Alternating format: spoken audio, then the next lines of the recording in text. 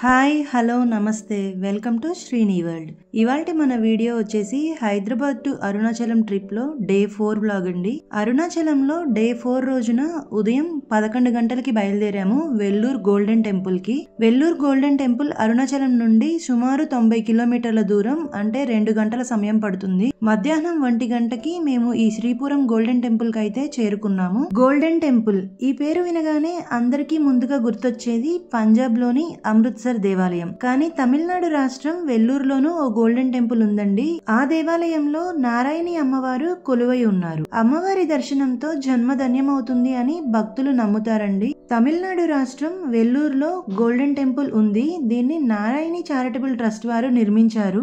100 ఎకరాల స్థలంలో ఈ ఆలయాన్ని 2007లో ప్రారంభించారు. ఈ ఆలయం అంతా నక్షత్రపు ఆకారంలో ఉంటుంది. ఈ ఆలయాన్ని బంగారంతో నిర్మించారు. దాదాపు 1500 కిలోల బంగారాన్ని ఈ ఆలయ కట్టడానికి ఉపయోగించారు. ఈ గోల్డెన్ టెంపుల్ సిటీ సెంటర్ నుండి 6 కిలోమీటర్ల దూరంలో ఉంటుంది. ప్రైవేట్ ట్యాక్సీలు గాని, క్యాబ్లు గాని, ఆటోల ద్వారా గాని ఇక్కడికి చేరుకోవచ్చు. నగరం నుండి కూడా తరచూ బస్సులు తిరుగుతూ ఉంటాయి. వెల్లూరు చేరుకోవడానికి ప్రధాన నగరాల నుంచి బస్సు లేదా ట్రైన్ లో ప్రయాణించవచ్చు. దగ్గరలో ఉన్న రైల్వే స్టేషన్ వచ్చేసి కాట్పాడ్ జంక్షన్. ఇది ఆలయం నుండి సుమారు 21 కిలోమీటర్ల దూరంలో ఉంటుంది. చిత్తూరు నుండి 49 కిలోమీటర్లు ఈ వెల్లూరు గోల్డెన్ టెంపుల్ అయితే ఉంటుందండి. తిరుపతి నుండి 134 కిలోమీటర్ల దూరంలో ఉంటుంది. తిరుమల యాత్రకు వెళ్లే భక్తులు కాణిపాకంతో పాటు ఈ శ్రీపురం ఆలయాన్ని కూడా దర్శించుకోవచ్చు. ఇక్కడ దివ్య దర్శన్ సేవ వెళ్ళాలి అంటే 100 రూపీస్ టికెట్ అండి. ఈ టికెట్ తీసుకునే అమ్మవారి దర్శనానికి అయితే మేము వెళ్ళాము. దర్శనం చేసుకుని బయటికి వచ్చిన తర్వాత పక్కనే హోటల్ ఉంటే లంచ్ చేసేసి మేము కాణిపాకంకి అయితే బయలుదేరామండి. వెల్లూరు గోల్డెన్ టెంపుల్ నుంచి కాణిపాకం వెళ్ళాలి అంటే సుమారు 60 కిలోమీటర్లండి. గంటన్నర సమయం పడుతుంది. మేము కాణిపాకం చేరుకునేసరికి సాయంత్రం 5 అయ్యిందండి. బట్ ఆ టైం అభిషేకాలు జరుగుతున్నాయి, దర్శనాలు క్లోజ్ చేశారు, 6:30 వరకు ఓపెన్ లేదు అని చెప్పారు. హిందువులు ఎలాంటి శుభకార్యం చేయాలన్నా మొదటిగా పూజించేది వినాయకుణ్ణి. వినాయకుణ్ణి పూజ చేస్తే శుభం కలుగుతుందని ప్రజల నమ్మకం. వినాయకుడు అనగానే మనకి ఎక్కువగా గుర్తొచ్చేది కాణిపాకం. వినాయకుడు వెలసిన పవిత్రమైన స్థలం. తెలుగు రాష్ట్రాల్లో చాలా ప్రాముఖ్యం ఉన్న క్షేత్రాల్లో కాణిపాకం ఒకటి. ఇక్కడ వినాయకుణ్ణి ఎవరూ ప్రతిష్ఠించలేదు, తానే స్వయంగా వెలసారు. అందుకే కాణిపాకం వినాయకుణ్ణి స్వయంభూ అంటారు. ఇక్కడ స్వామివారి విగ్రహం నీటిలో కొద్దిగా మునిగి ఉంటుంది. కాణిపాకంలో దర్శనానికి టైం ఉంది అని చెప్పేసి మేమైతే దగ్గరలో ఉన్న అరగొండ ఆంజనేయ స్వామి దగ్గరికి అయితే వెళ్ళామండి దర్శనం చేసుకోవడానికి.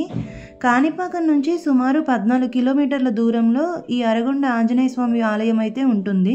చిత్తూరు జిల్లాలో పవిత్రమైన తిరుపతి పుణ్యక్షేత్రానికి 75 కిలోమీటర్ల దూరంలో ఈ పుణ్యక్షేత్రం ఉంది. ఈ క్షేత్రంలోని సంజీవరాయ పుష్కరిణి మరింత ప్రసిద్ధి చెందింది.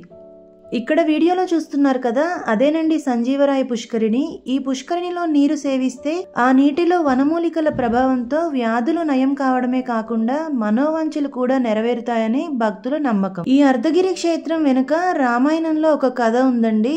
అదేంటంటే రాముడు రావణుడు మధ్య జరిగిన యుద్ధం అందరికీ తెలిసిందే కదండి. రావణుడి కుమారుడైన ఇంద్రజిత్తు బాణాలకు లక్ష్మణుడు మూర్ఛపోయాడు.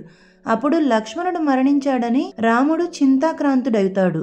అప్పుడు సంజీవని మొక్క తెచ్చి లక్ష్మణుడికి వాసన చూపిస్తే స్పృహ వస్తుందని చెబుతారు. ఆ సంజీవనిని తేవడానికి ఆంజనేయ స్వామి బయలుదేరతారు. సంజీవని పర్వతం చేరతారు. అయితే సంజీవని మొక్క ఎక్కడుందో తెలియక పర్వతాన్నే పెకిలించి తీసుకువెళ్తారు. అలా ఆంజనేయ స్వామి ఆ పర్వతాన్ని తీసుకువెళ్తుండగా అర్ధకొండ విరిగి పెలపెలా రాలడంతో నేల మీద పడింది. ఆ కొండపడిన ప్రాంతంలోనే అర్ధగిరి అనే గ్రామం వెలిసింది.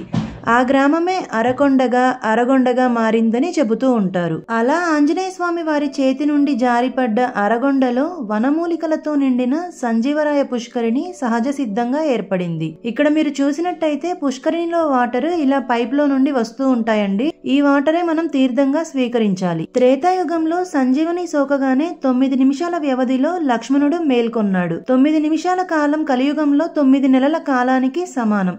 అంటే సంజీవరాయ పుష్కరిణిలో తీర్థాన్ని వరుసగా 9 పౌర్ణమి రోజులు సేవిస్తే సకల శుభాలు కలుగుతాయని నమ్మకం. ఇక్కడ తీర్థమే కాకుండా ఈ క్షేత్రంలో వీచే గాలి కూడా ఔషధియుక్తమైనదని, అర్ధగిరి క్షేత్ర సందర్శనం పూర్వజన్మ సుకృతం అని, 1000 జన్మల పుణ్యఫలం అంటున్నారు ఇక్కడ దర్శించుకున్న భక్తులు. ఈ గుడిలోనే మనకి 100 రూపీస్కి ఆకుపూజ చేస్తున్నారండి. 11 ఆకులు ఇచ్చి ఆకుపూజ చేపిస్తున్నారు. ఈ పూజ చేయించుకొని స్వామివారి దర్శనం చేసుకుని తీర్థం సేకరించి మేమైతే మళ్ళీ కాణిపాకం వచ్చేసాము. కాణిపాకంలో కూడా 100 రూపీస్ టికెట్ తీసుకొని దర్శనానికి వెళ్ళామండి. 5 మినిట్స్లోనే దర్శనం అయితే అయిపోయింది. అక్కడ కూడా దర్శనం చేసుకున్న తర్వాత మా నెక్స్ట్ ప్లాన్ వచ్చేసి తిరుచానూరు అండి. పద్మావతి అమ్మవారి దర్శనానికి వెళ్దామని అయితే ప్లాన్ చేసుకున్నాము. కాణిపాకం నుంచి తిరుచానూరు వచ్చేసి సుమారు 70 కిలోమీటర్లండి. గంట సమయం పడుతుంది. సో మేము 8:15కి అయితే బయలుదేరాము నైట్. ఇక్కడికి చేరుకునేసరికి 9:15 అయిందండి. ఇక్కడ తిరుచానూరులో నైట్ టైం వెళ్తే దర్శనం చాలా బాగా అవుతుందండి. లాస్ట్ ఇయర్ మేము 9 o'clockకి అలా వెళ్ళాము దర్శనానికి. అమ్మవారిని చాలా బాగా చూసాము. సో అలానే ఎక్స్పెక్ట్ చేసి వెళ్ళామండి. మేము వెళ్ళేసరికి 9:15 అయిందని చెప్పాను కదా, ఇంకా లోపలికైతే అలో చేయలేదు. సో మేము ఇంకా వెళ్ళిపోయాము. ఆల్రెడీ లోపల ఉన్న భక్తులకి మాత్రమే దర్శనం ఉంది, ఇప్పుడు ఎవరిని అలో చేయట్లేదు అని చెప్పారు. సో మేము ఇక్కడే ప్రైవేట్ రూమ్ తీసుకొని డే 5 రోజున మార్నింగ్ అమ్మవారి దర్శనం చేసుకుని హైదరాబాద్ కి బయలుదేరాలి అని అయితే ప్లాన్ చేసుకున్నాము. నెక్స్ట్ వీడియోలో డే 5 వ్లాగ్ అయితే పోస్ట్ చేస్తానండి. డే 1, 2, 3 ఇవన్నీ కూడా మన ఛానల్లో ఆల్రెడీ ఉన్నాయి. మహానంది, అహోబిలం, ఒంటిమిట్ట, తిరుమల, అరుణాచలం ఇవన్నీ. ఒకవేళ ఇంట్రెస్ట్ ఉంటే మీరు చెక్ చేయండి. ఆ వీడియోస్ లింక్స్ నేను డిస్క్రిప్షన్ లో ఇస్తానండి. ఈ వీడియో కనుక మీకు నచ్చినట్టయితే వీడియోని లైక్ చేసి కామెంట్ చేయండి. Thank you.